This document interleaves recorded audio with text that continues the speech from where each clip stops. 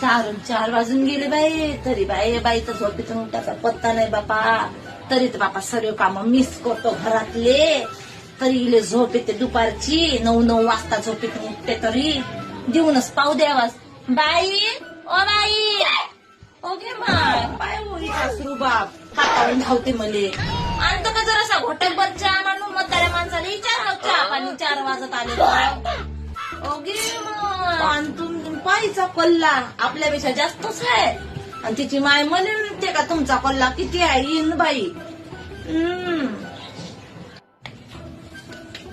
हे घ्या चहा. 4 नाही वाजले का तुम्हाला चहा पाहिजे असतो.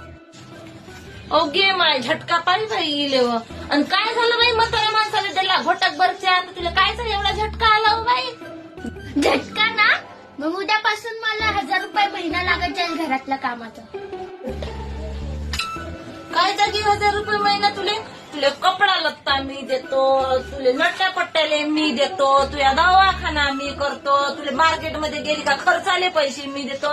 काय जागी 1000 रुपये महिन्यात घरातल्या कामाचा.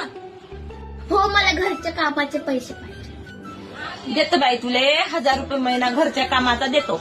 पण माई एक शर्त आहे त्या समोर. कोणती शर्त? जसं बाई तू सासू सासऱ्याला कामाचे 1000 रुपये महिना मागतो, म्हणजे तू स्वतःचं घर म्हणून काही काम करत नाही, भाड्यानं राहिल्यासारखी करतं ना कामवाल्या बाईसारखी. 1000 रुपये महिना तुला देत जाऊ तुझी सगळं करून. मग बाई तुला घरात राहायचं असन तर अर्ध भाडं द्यावं लागन बापा. भाडं कशाचं देऊ, घर माझं आहे. एवढं तर समजते की तुला घर प्रिय होय म्हणून. मग कशी घरच्या लोकांच्या कामाचे 1000 रुपये महिना मागतो.